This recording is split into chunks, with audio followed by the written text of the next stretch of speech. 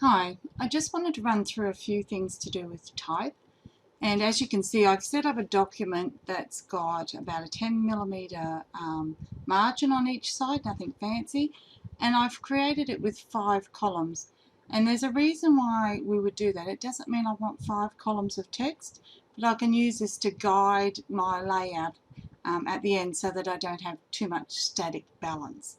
So the first thing I want to show you is just to create a text box. So we're just going to click and we're going to drag, and see how I'm using that 2 columns as a guide. I'm dragging that down there. I've created a nice text box. When you click on the text box, you'll see that there is an import here and an output. Now this will become more evident later, but this is basically where text flows into that frame and then out of that frame. And then at each side and each corner you'll have handles.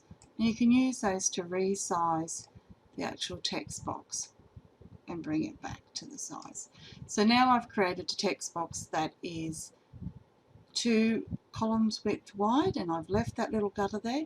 Now if I wanted to create another one, I would just click and grab, and that's one that's 3 columns wide. And automatically there's a space between the two.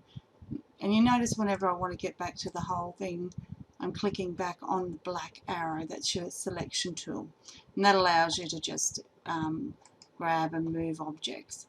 But when I want to actually add text, I'm going to click in here. Now what I'm going to do is insert some placeholder text. Now this is really useful if you're setting up a lot of stuff. So you're going to type and fill with placeholder text, and you can see all of a sudden that you've got a whole heap of text that look like it should be something. Maybe you're reading another language, but it's not. It's just random text that's set up with very similar style to other text that you would have.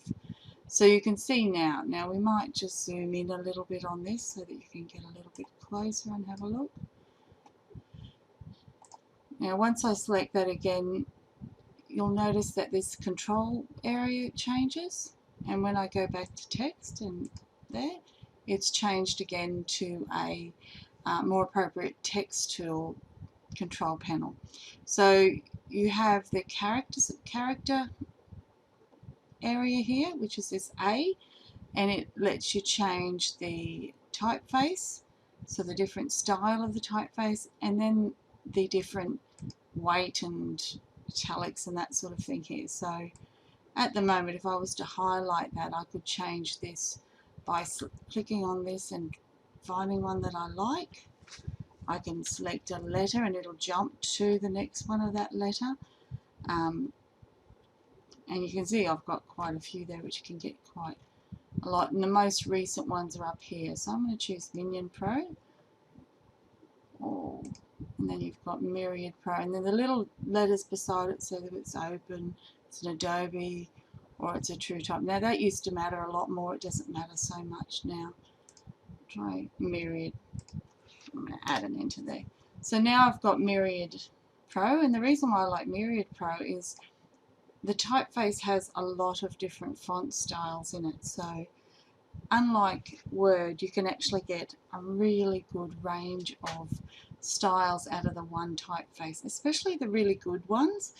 A lot of the ones you download off the internet will only have regular, and if you're lucky you might get a bold, but really good ones like Myriad Pro will have condensed, they'll have condensed italic, oh missed one,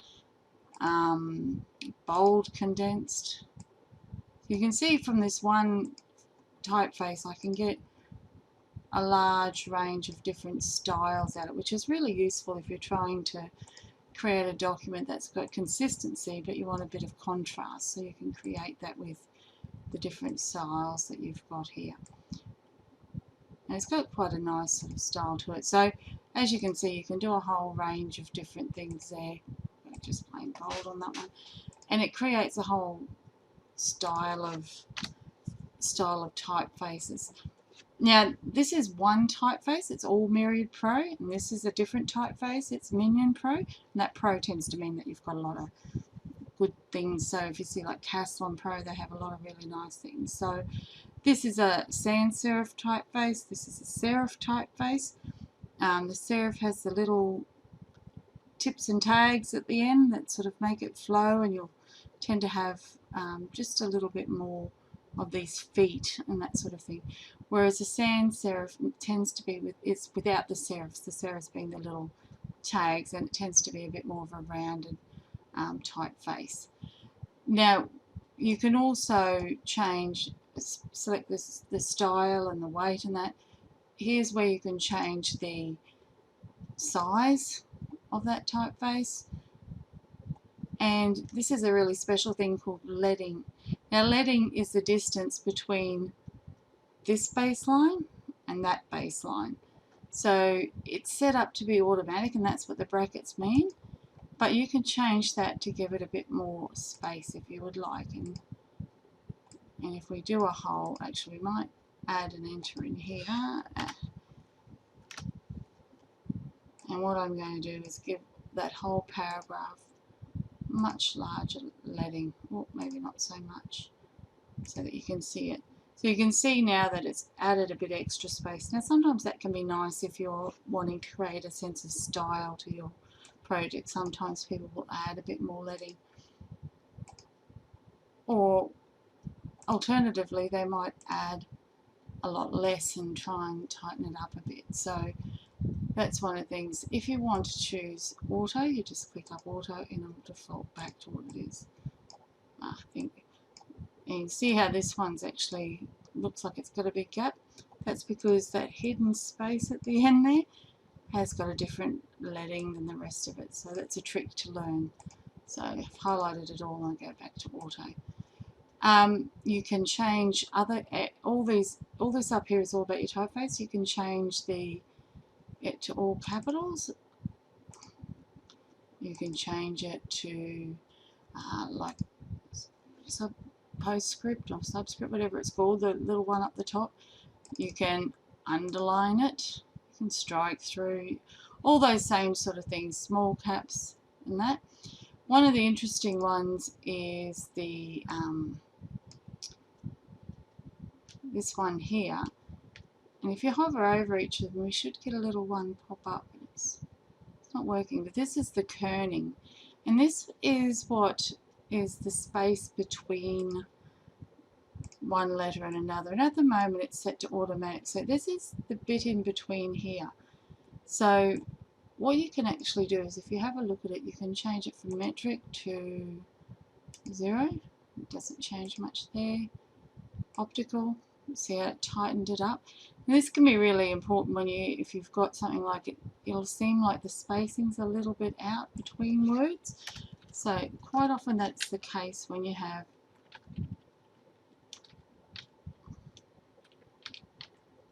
the letter W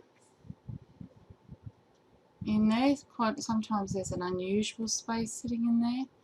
A lot of the good typefaces do a very good job, but you can see if we just put it at 0 how that O popped out, and now there seems to be a floating space between there. Sounds like you're being really nitpicky, but that can be really important if you're designing a logo and that sort of thing. This one here gives you a horizontal sort of stretch, so this one actually manipulates the space between the letters. This just stretches it out as it's suggested. Okay, and you can just click on that and choose 0, go back to normal.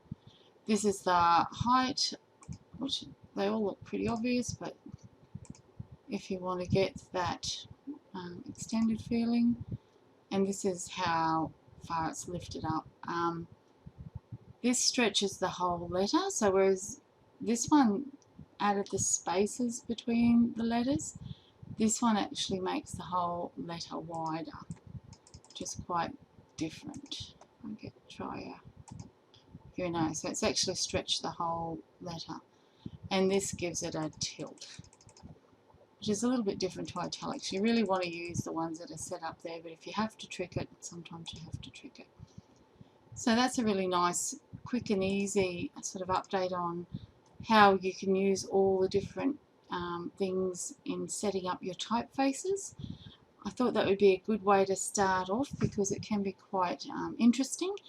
You have a whole range of other paragraph sort of ones here. You've got styles and all of that, but we're not going to get into that too much today. I just wanted to show you that quickly. Now if I go Control and negative, that's on a PC, it will zoom out for me, which is a nice quick trick, and Control positive. And lastly, I just wanted to introduce you to the text box options. So you can either right click if you've got a command click with a Mac and go to text frames options, or you can just control B while you're in there as a quick way of getting it to it. And there's some really good ways you can set up some more features for your text box. So you can actually change the number of columns within your text box, and if we create it up to 2, you can't see anything yet, but I'll tick preview, and you can see that it's adjusted that to be 2 columns wide. The gutter's sort of matching the same there. Inset spacing you can do. This is useful if you are putting a background colour behind, if it's sitting over an imagery, so you can actually inset it. So that's this little bit here, and you can unlink that and change them differently. And you can align to the top, centre, bottom, or to justify.